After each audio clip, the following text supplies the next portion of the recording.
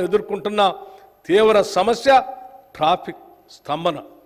Private వాహనాల వినియోగం తగ్గించి పబ్లిక్ ట్రాన్స్పోర్ట్ వ్యవస్థని పటిష్టపరచడం ద్వారా ఈ సమస్యను అధిగమించడానికి అవకాశం ఉంది. దానిలో మెట్రో రైలు వ్యవస్థ అతి ముఖ్యమైనది. ప్రస్తుతం 3 ట్రాఫిక్ కారిడార్లలో మెట్రో సౌకర్యం ఉంది.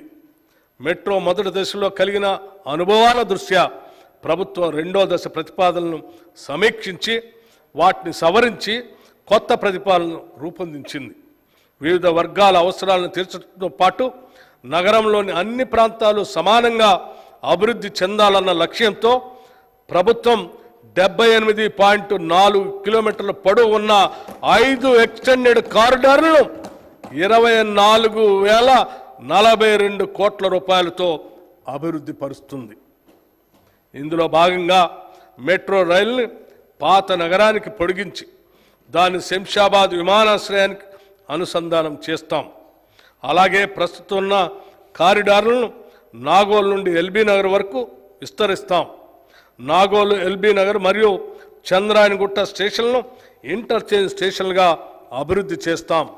మియాపూర్ నుండి పటాన్ చెరువుకు, ఎల్బీ నగర్ నుండి హయత్ నగర్ వరకు మెట్రో రైలు సౌకర్యాన్ని పొడిగించాలని కూడా ప్రణాళిక సిద్ధం చేశాం. హైదరాబాద్ విపత్తు నివారణ మరియు ఆస్తుల పరిరక్షణ సంస్థ హైడ్రా రాష్ట్ర ప్రభుత్వం నగరాభివృద్ధిపై ప్రత్యేక దృష్టి పెట్టింది.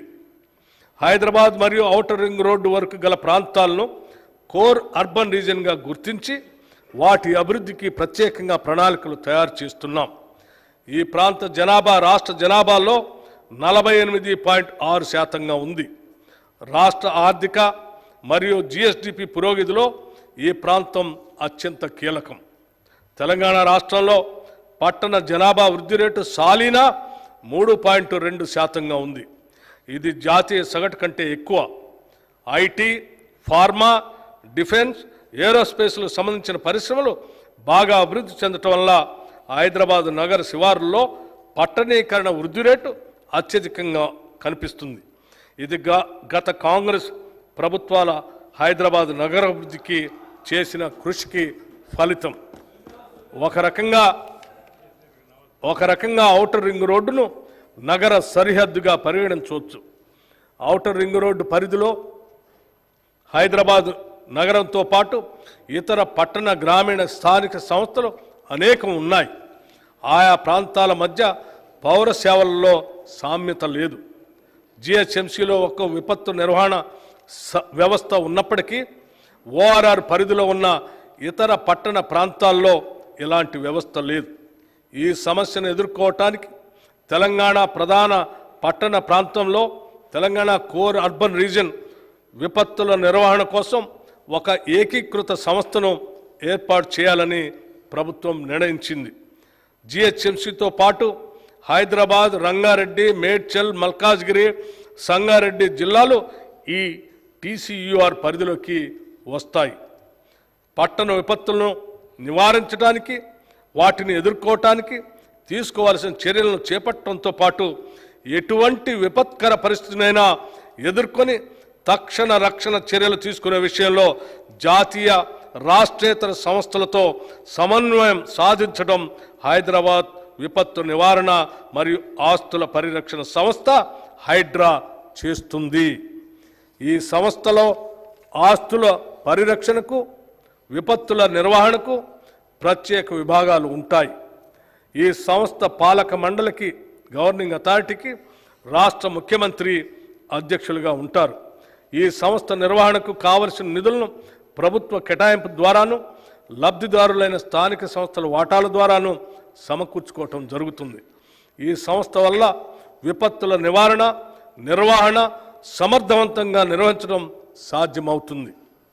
మూసీ నది ప్రక్షాళన, మూసీ రివర్ ఫ్రంట్ డెవలప్మెంట్ ప్రాజెక్టుకు మా ప్రభుత్వానికి అత్యంత ప్రాధాన్యం. ఈ ప్రాజెక్టులో భాగంగా మూసీ నది తీర ప్రాంత పర్యావరణ వ్యవస్థను పునరుద్ధరించాలని భావిస్తున్నాం. ఈ ప్రాజెక్టు వల్ల సుమారు 110 చదరపు కిలోమీటర్ల పట్టణ ప్రాంతం పునర్జీవనం చెందుతుంది. అలాగే నదీ తీర ప్రాంతంలో కొత్త వాణిజ్య నివాస కేంద్రాలు వెలిసి పాత హెరిటేజ్ ప్రాంతాలు కొత్తదనాన్ని సంతరించుకుంటాయి. మూసీ నది పరివాహక ప్రాంత అభివృద్ధి ప్రాజెక్టు వల్ల జల నిర్వహణలో ఎదురయ్యే సంక్లిష్ట సమస్యలను పరిష్కరించుకోవచ్చు. పర్యావరణానికి నష్టం కలగని విధంగా మౌలిక సదుపాయాలను కల్పించుకోవచ్చు. ఈ ప్రాజెక్టులో రిక్రియేషన్ జోన్లు, పాదచార జోన్లు, పీపుల్స్ ప్లాజాలు, చిల్డ్రన్ థీమ్ పార్కులు, ఎంటర్టైన్మెంట్ జోన్లు అభివృద్ధి చేస్తాం. ఈ ప్రాజెక్టు యొక్క ముఖ్య లక్ష్యాలు ఆర్థిక కూడలి ఏర్పాటు, జీవన ప్రమాణాల పెరుగుదల, వారసత్వ సాంస్కృతిక సంపదను పరిరక్షించడం, నగర ప్రతిష్టను ఇనుమడింపజేయటం, పర్యాటక కేంద్రంగా తీర్చిదిద్దటం, పర్యావరణాన్ని మెరుగుపరచడం, మౌలిక సదుపాయాల్ని అభివృద్ధి పరచటం. ఈ లక్ష్యాలను సాధించే దిశగా ఇప్పటికే సామాజిక ఆర్థిక అనుభవ సర్వే, సోషియో ఎకనామిక్ ఎంజాయ్మెంట్ సర్వేను చేపట్టడానికి రెవెన్యూ శాఖలో 33 బృందాలను ఏర్పాటు చేశాం. మూసీ అభివృద్ధి లండన్ నగరంలో ఉన్న థేమ్స్ నదీ పరివాహక అభివృద్ధి తరహాల్లో జరుగుతుంది. ఈ మూసీ నది అభివృద్ధి అత్యంత ప్రతిష్టాత్మకంగా భవిష్యత్తులో దేశంలో అనుసరించదగిన అత్యుత్తమ మోడల్గా జరగాలన్నదే మా ప్రయత్నం, జరుగుతుందనేదే మా ప్రగాఢ విశ్వాసం. హైదరాబాద్ నగర పాలక సంస్థ మరియు మెట్రోపాలిటన్ అభివృద్ధి సంస్థ హైదరాబాద్ నగర ప్రాధాన్యత దృష్ట్యా నగరాభివృద్ధికి మరింత పెద్దపీట వేయాలని ప్రభుత్వ ఉద్దేశం. 1 కోటికి పైగా జనాభా గల నగరానికి పౌర సేవలను మరింత సమర్థవంతంగా అందించడంలో GHMC, HMDA, metro water works ప్రధాన పాత్ర నిర్వహిస్తాయి.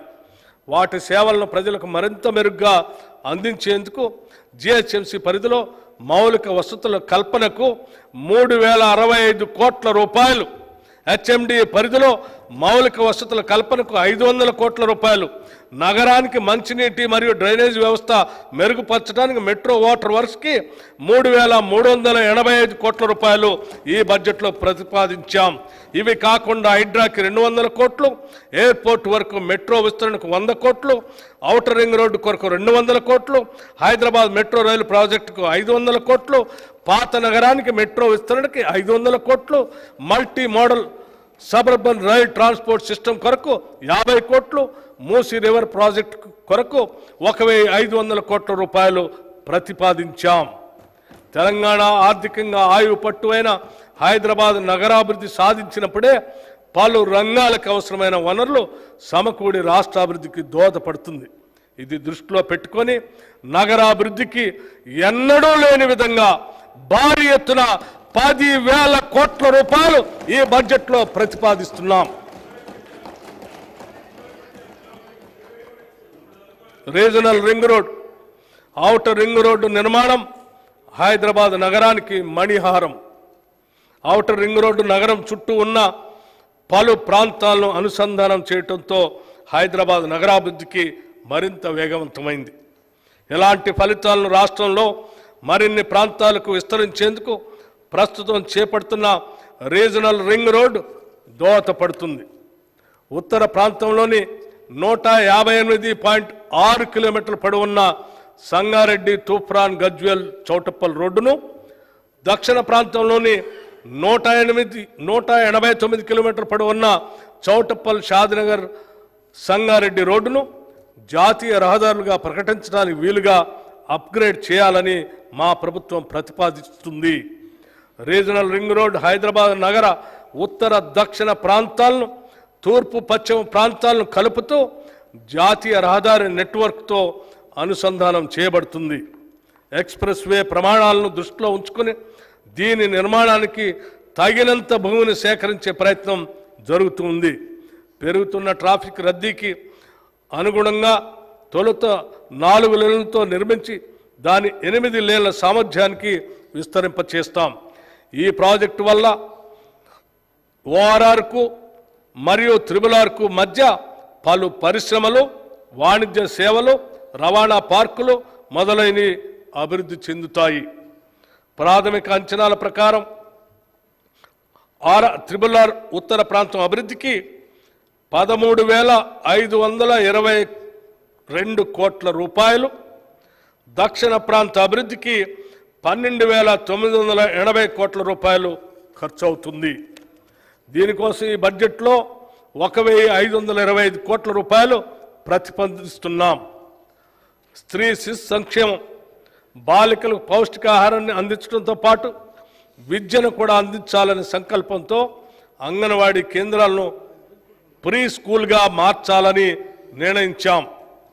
అలాగే అమ్మ ఆదర్శ పాఠశాల కమిటీలను ఏర్పాటు చేసి పాఠశాల నిర్వహణను అప్పగిస్తాం.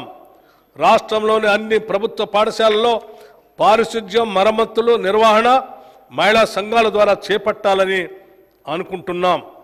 దీని ద్వారా ప్రభుత్వ పాఠశాలలో విద్యా ప్రమాణాలను పెంచి నాణ్యమైన విద్యను అందించాలన్నదే మా లక్ష్యం. స్త్రీ శిశు సంక్షేమానికి ఈ బడ్జెట్లో 2,736 కోట్ల రూపాయలు ప్రతిపాదిస్తున్నాం.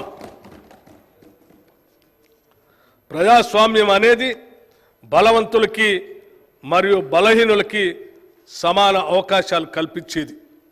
పూజ్య Bapuji Mahatma Gandhi, I understand democracy as something that gives the week the same chance as the strong అని మహాత్మా గాంధీ గారు చెప్పినట్టుగా నమ్మిన పై సిద్ధాంతాన్ని అనుసరిస్తూ షెడ్యూల్డ్ కులాలు మరియు షెడ్యూల్డ్ తెగల వారికి సమాన అవకాశాలు కల్పించే దిశగా మా ప్రయత్నాలు ఉంటాయి. ఇప్పటికే మా ప్రభుత్వం ఆదివాసీల కొరకు కొమరం భీం కార్పొరేషన్, లంబాడాల కొరకు సంత్ సేవాలాల్ కార్పొరేషన్, ఎరుకల కొరకు ఎరుకల కార్పొరేషన్ ఏర్పాటు చేసింది. అదేవిధంగా షెడ్యూల్డ్ కులాలైన మాల మాదిగలకు 2 ప్రత్యేక కార్పొరేషన్లు ఏర్పాటు చేయడం జరిగింది. పై కార్పొరేషన్ల ద్వారా ఈ వర్గాల అభివృద్ధి మరియు సంక్షేమ కార్యక్రమాలు చేపడతాం. ప్రతి సంవత్సరం వర్షాకాలంలో వాగులు, వంకలు ఉప్పొంగి మారుమూల గ్రామాలకు, తండాలకు ప్రపంచంతో సంబంధం తెగిపోతుంది. ఆ సమయంలో అత్యవసర వైద్య సహాయం రోగులకు, గర్భిణీ స్త్రీలకు అందించడం ఒక సాహస కార్యక్రమం కన్నా తక్కువేమీ కాదు. మామూలు సందర్భాల్లో కూడా ఈ ప్రాంతాల్లో నివసించే ప్రజలు చిన్న చిన్న పనులు కూడా పక్క ప్రాంతాలు వెళ్ళటానికి ఎంతో వ్యయ ప్రయాసాలు కోర్చి ప్రయాణం చేయవలసి వస్తుంది. అందుకే అలాంటి మారుమూల ప్రాంతాలన్నింటికీ సరైన రోడ్డు సౌకర్యం కల్పించగలిగితే వారికి ఎంతో సౌలభ్యంగా ఉంటుంది. ఇందుకోసం రాష్ట్రంలోని అన్ని మూలల్లో రోడ్డు సౌకర్యం లేని షెడ్యూల్ తెగల తాండాలు, గోడాలు మరియు చెంచు పెంటలకు బీటీ రోడ్డు నిర్మాణం చేపట్టబోతున్నాం. దీనివల్ల వారి దైనందిన జీవితం సులభతరం అవుతుంది. గత ప్రభుత్వం 500 పైన జనాభా కలిగిన షెడ్యూల్డ్ నివాస ప్రాంతాలను గ్రామ పంచాయతీలుగా మార్చింది. అక్కడితో వాటిని మర్చిపోయింది. వారికి అవసరమైన కనీస సదుపాయాలు ఇప్పటికీ లేవు. వాటిని అభివృద్ధి పరిచే దిశగా మా ప్రభుత్వం ఈ కొత్త పంచాయతీలన్నిటికీ గ్రామ పంచాయతీ కార్యాలయాలు కట్టించాలని సంకల్పించాం. గిరిజనుల సంస్కృతి, ఆచారాలు, పండుగలు అత్యంత వైవిధ్యభరితంగా ఉంటాయి.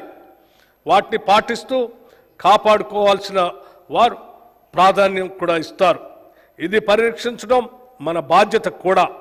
అందుకే ఆసియాలోనే అతిపెద్దదైన సమ్మక్క సారలమ్మ మేడారం జాతరని అత్యంత వైభవంగా ఫిబ్రవరి 2024లో 100 కోట్లు ఖర్చు పెట్టి నిర్వహించాం. అంతేకాకుండా సంత్ సేవాలాల్ జయంతికి కూడా 2 కోట్లు, నాగోబా జాతర నిర్వహణకి 1 కోటి రూపాయలు మంజూరు చేశాం. రాష్ట్రంలో ఉన్న అన్ని రకాలైన గురుకుల పాఠశాల విద్యార్థులకు అంతర్జాతీయ ప్రమాణాలతో కూడిన విద్య, వసతి అందించేందుకు ప్రభుత్వం ఇంటిగ్రేటెడ్ రెసిడెన్షియల్ పాఠశాలలో నెలకొల్పటానికి నిర్ణయించింది. ఒకే ప్రాంతంలో వేరువేరుగా ఉన్న ఎస్సీ, ఎస్టీ, బీసీ, మైనారిటీ మరియు జనరల్ గురుకుల పాఠశాలను 20 ఎకరాల స్థలంలో ఒకే చోట నిర్మిస్తాం. ఆ పాఠశాలకి అంతర్జాతీయ ప్రమాణాలతో కూడిన అన్ని రకాల సౌకర్యాలు ఏర్పాటు చేస్తాం. దీనితో వివిధ వర్గాల విద్యార్థుల మధ్య సంఘీభావం మరియు స్నేహభావం పెరిగి అంతరాలు తొలగిపోయేందుకు ఆస్కారం ఏర్పడి అందరికీ అత్యున్నత ప్రామాణిక విద్య